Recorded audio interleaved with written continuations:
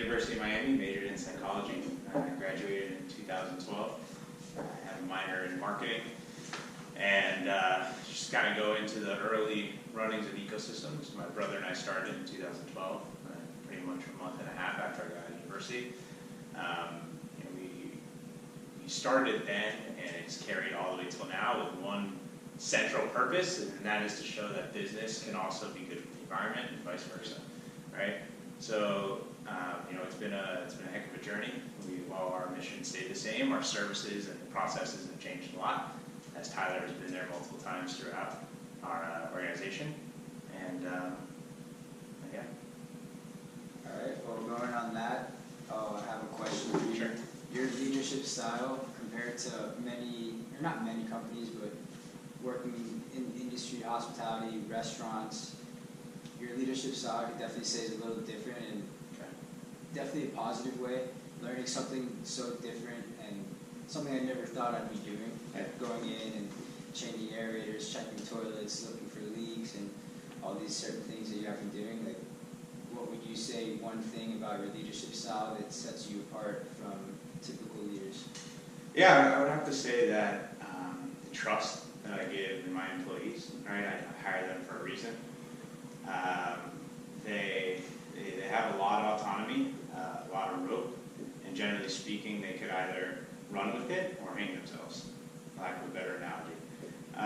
The training I put in is for a reason, right? You put those processes, you put the system, you invest in your people in the hopes that they will be able to advance not only personally but professionally, and ultimately take things off your plate that would bog you down, not be able to run an organization. Yeah, one thing on that, your hands-on experience and you going and working and showing all that, like, really tells like the guys that are working there, like, really sets the standard, and sets expectations, and that's one thing that on every project I've really been on, even when I'm working by myself, when you're not there, it's like you're still there, you're on top of the deliveries, the aerators that I was waiting for in Petersburg, that we needed to finish a job and get back in time or whatever, so we run over or whatever. It's a fine line, right? I'm there, I'm not there. I think it's more accessible is the right word, right? Okay. Very accessible. If you need me, I'm there. Let's talk about it. But at the same time, I'm going to give you that autonomy that I feel that you need.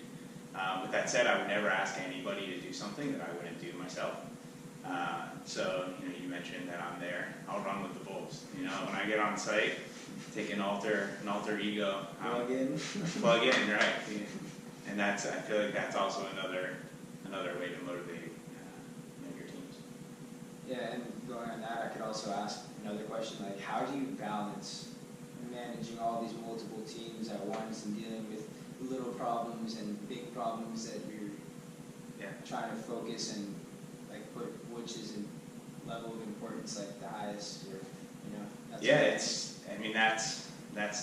often a burning question, right? It's how do you balance? You have big clients, you have small clients, you have employees that produce the highest level, and then you have those that are C players that you need to bring up to the unit.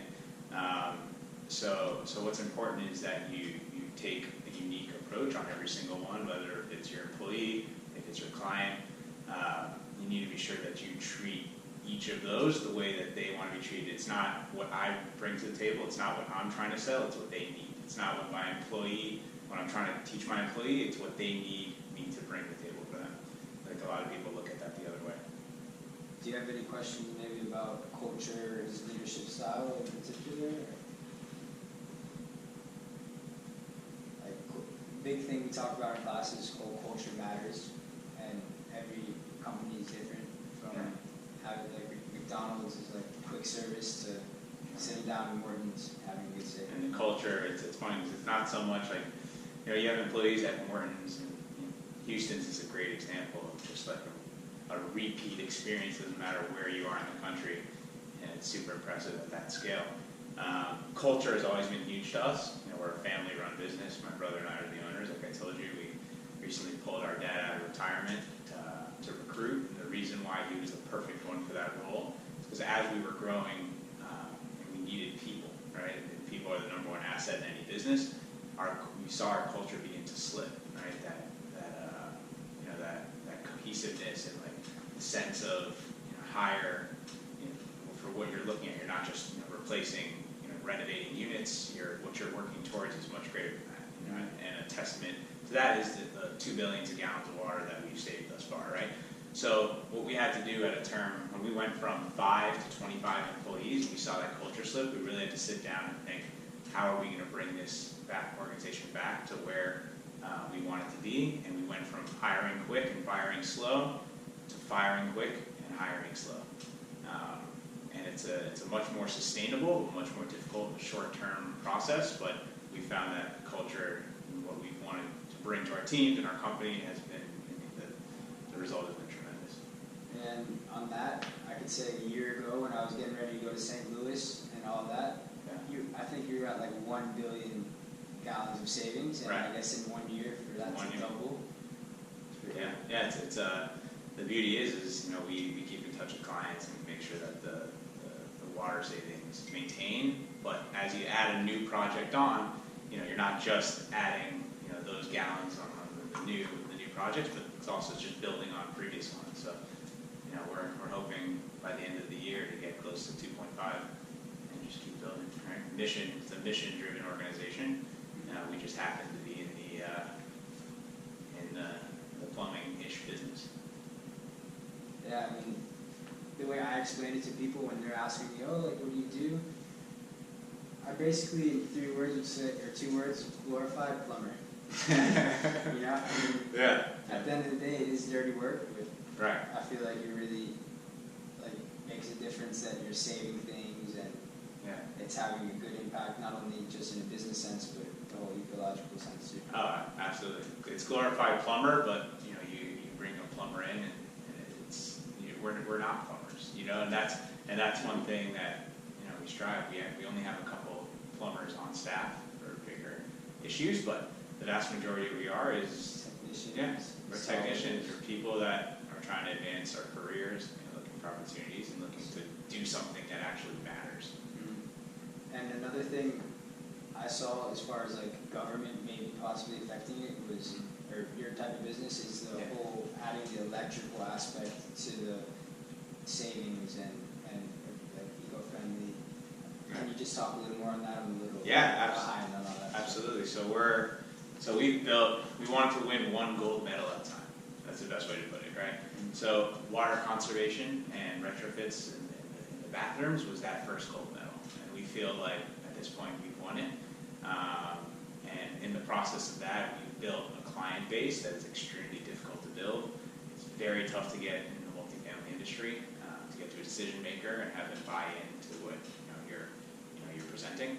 Now that we have a pretty solid base of clients, now we're looking to leverage those clients and bring other solutions to them, and not just be a one-trick pony. Bring in, so as you mentioned, LED lighting, bring in automation, smart thermostats, smart metering that presents them with a solution that they could see leaks in real time, or the levels of fluids in their AC units. So it's where we're going this next year is once again going to be 180 degrees different than last year. All right. And innovation-wise, what would you say you see changing, affecting your company with all the new technology coming out and products or the product development? Well, it's in 2012 we were doing a lot of education. You should be saving on this because these costs are coming up. 6 years later, people understand I'm paying. My water costs have gone up 7% a year over the last 6 years. This is a problem. We have to do something about it. So the market has gone with us, and with that, anytime there's a shift in a market and a need, technologies are popping up left and right. 6 years ago, we didn't have the option for that smart metering that I just mentioned. So it's about not getting complacent with what we're doing now, but staying on top of the industry and moving with it. And if you get stagnant, you'll get passed. Mm-hmm. So that's how we look at it. And as a new sort of company entering a new market, competitor-wise, what would you say is not your fear, but what could make you change the way you guys operate? So entering a new market, meaning bringing in these new services? Yeah, or just a competitor coming in trying to take a business or whatever, something like that. Yeah, it's always straightforward. You can obviously it's it's always a threat, right? And that kind of goes back into what I just mentioned is, you know, never getting complacent, because when you do, that's when you open up, you know, the floodgates for competitors to come in. If you're not, you know, advancing for what your clients need, and if you're complacent in what you're doing, and you're not pushing the envelope, it's, yeah, That's what client retention, turns out we have almost near perfect client retention. And that's because we treat our clients in a way that not a lot of people in this industry do. And a good way to put that is that we're businessmen in a trade, not tradesmen in a business. And you can see that very apparent with the way that we approach our client and our business and the level of professionalism that we present. So that's really set us apart to the competitors. And hopefully will set us apart from future competitors. And one aspect of the business that I really feel is super, super, super overlooked is the door-to-door knocking, getting the keys, entering the unit. That first initial entering Yeah. is a lot more than it seems to me. As in St. Louis, I had that crazy unit where I walked in and saw the ISIS gun Yeah. or whatever. No, it really was an insane moment in my working experience, my whole life, anything, you know. Like, it's not every day that you get to go into someone's house. Sometimes they're not even there. Like, it's just... Yeah, and you've seen it, right? You've seen, you know, this is a sociological study as much as anything else. Like the way people live, you know, depending on the income class, the race, ethnicity, you start to see patterns of that. And one thing that is the same no matter where you are is if you knock on that door, no matter how grumpy they are when they open it, because you have to do work on their day off, if you have a smile and you're presentable and you present them with an hospitable manner, the reaction is almost unanimously positive, right? They'll smile right back at you and let you in, step out of the way, rather than, I don't know what to say. I'm sure you've seen that. Yeah, keeping the tenant happy. Like, the last job we were on last week, it was like 5 o'clock, Right. and someone's coming home from work that you couldn't get in their unit, and they're like, oh, please come take care of me, please, Right, right. you know, and it's like, you have to say yes, you have to keep Yeah. people happy and do things that go that extra mile, and For sure. that's one thing with the culture that I love about ecosystem, you know. Thank you. Yeah. No, I mean, the last day on a Friday, someone came home at 7 o'clock. And we were right there in the unit. So it had to get done. Yeah. Alright, let's see how that came out, volume-wise.